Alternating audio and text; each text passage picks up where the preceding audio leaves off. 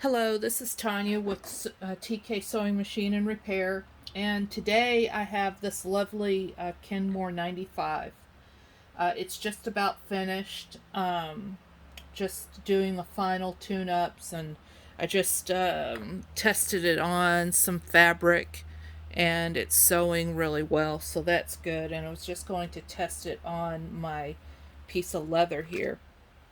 So, this machine is a straight stitch only. You do have reverse. This is your bobbin winder right here. It's a friction drive motor, so that means that the motor pulley is what turns the hand wheel.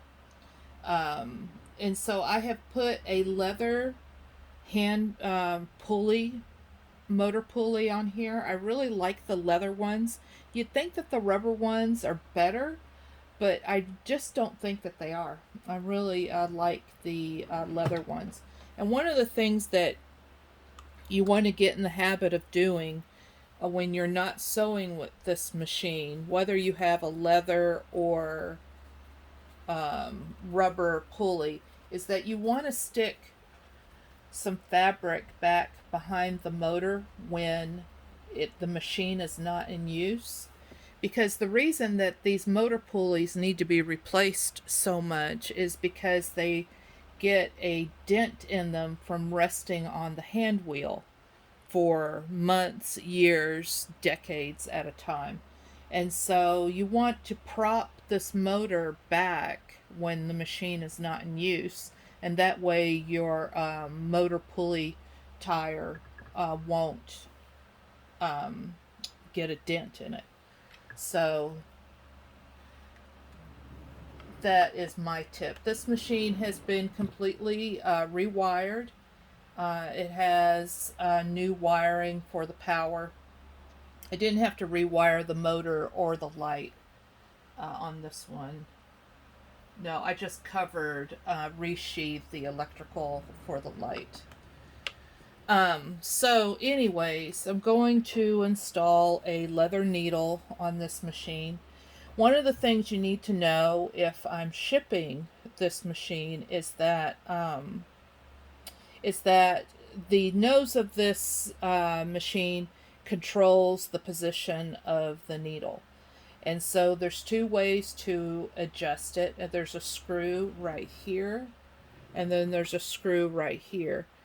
And if the machine is shipped and you roll down the hand wheel and it hits the plate, it means that you need to adjust the needle position. So I always roll down the hand wheel, and the correct needle position for this machine is right of center. You want it to be as close to the edge of the hole that as it can be, and right now it is. And so what that allows the machine to do is to pick up the bobbin thread and make a stitch. If the needle's not in the right position, it won't make a stitch. So the flat part of the needle goes to the right, and you thread this machine from left to right. So this is the piece of leather that I use often to test. So we're going to go through one layer of leather, and this machine, you roll the hand wheel away from you to make the machine go forward. So here we go.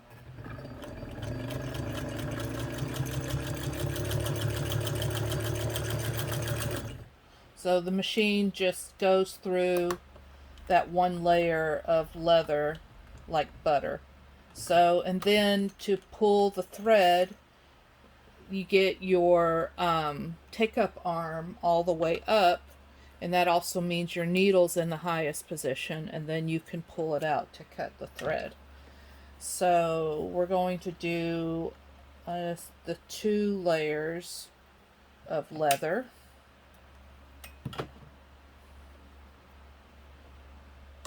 So needle down, start the machine, and here we go.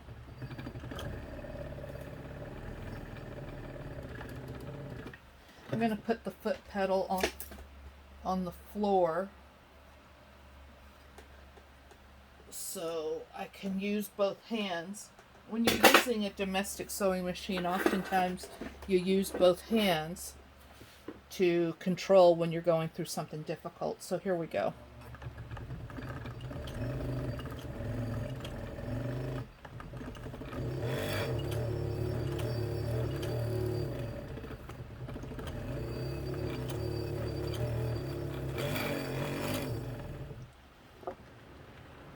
So something I'm going to do that I should have done before I started this video is I'm going to sand the leather part of the wheel, and I'm covering this because I just don't want all this leather up in the motor.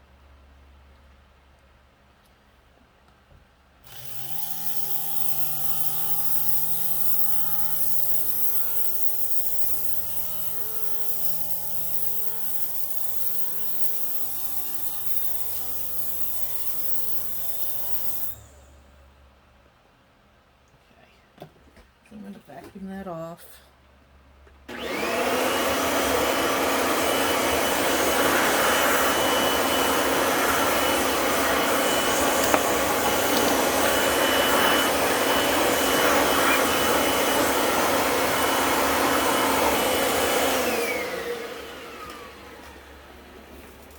Of course, I lost my spool of thread and it went into nowhere land. There it is.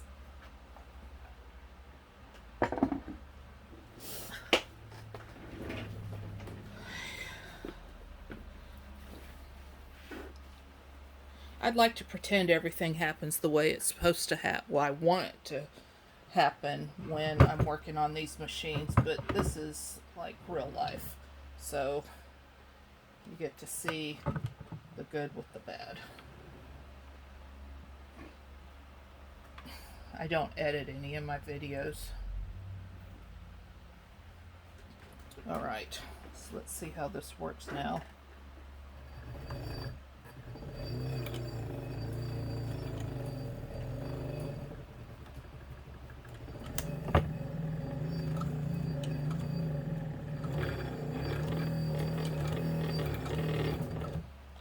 This machine just is not.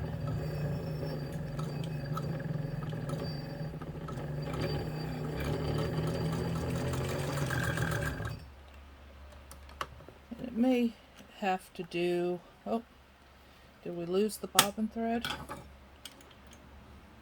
Yes, we did.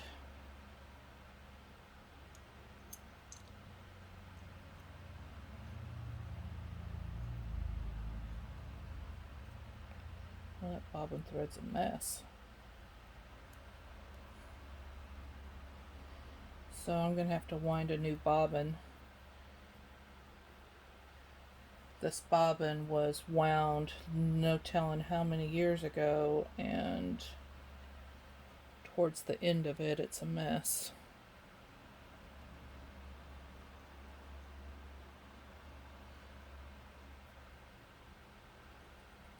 So you're going to get to see me wind a bobbin on this machine too. So to wind a bobbin, the bobbin goes on right here. The spindle is kind of spring loaded, so it squishes in and you put the bobbin where it needs to be. We'll get a different spool of thread.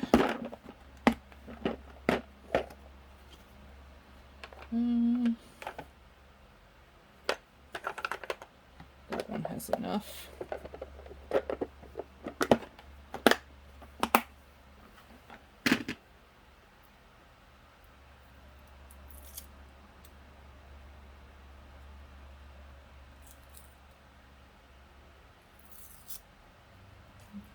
Find the end.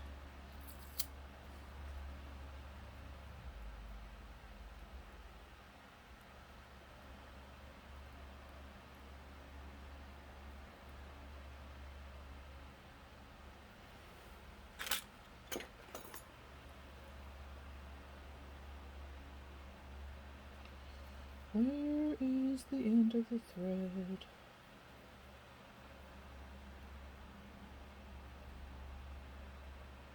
There it is. Not only did she tape it, she tucked it. So there is a spool pin right here. You put the bobbin here, not the bobbin, the spool here. You run the thread through the tensioner right here. Make sure it's going through it, and wind the thread around the bobbin several times. A lot of people wind and put the thread through the hole. I don't like doing that. I feel like it gets in the way. So then there's this little mechanism here. You flip it until it locks into place. This is the clutch. And these machines, sometimes you have to hold on to the take-up arm in order to loosen the clutch. And then you press on the foot pedal.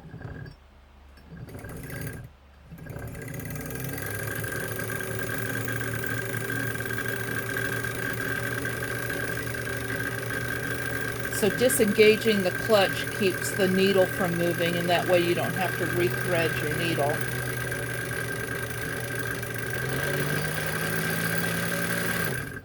So that's as much thread as I'm going to put on this machine, or this bobbin.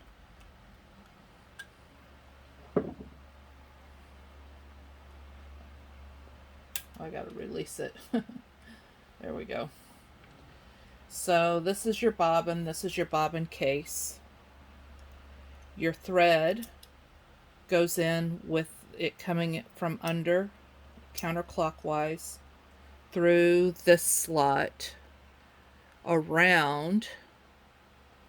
You want a little bit of slack when you go around, because you got to get under a little piece of metal right there, and then you pull it through these two pieces of metal.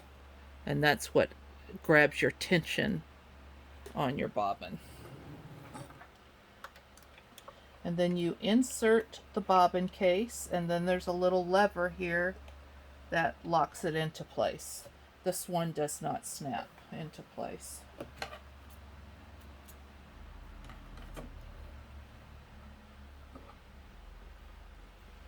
And then put the bobbin cover plate back on and roll the wheel. So tighten the clutch, and now you have control of your needle again, and roll it away from you, holding the thread, and you'll pick up your bobbin thread. Okay, let's try it one more time. I know this is a long video, but I do want to get it right. I want to see if I can make this machine should sew through 2 layers of leather without any problem.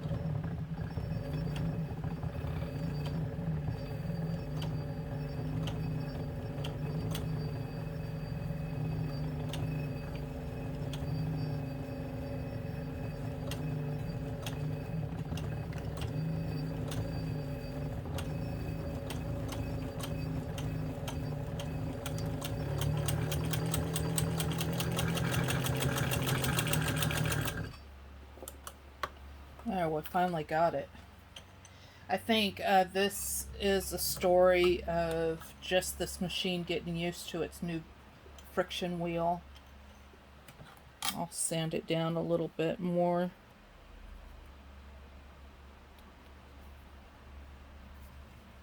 Yeah, but we got a good stitch out of it. Yeah, that's 2 layers. I don't know if I want to try 3. I don't know. This is unusual for a Kenmore. Usually these things are just absolute beast. So when I start with the 3, I always start with 2 first. I'm going to anchor down my table so I have a little bit more control.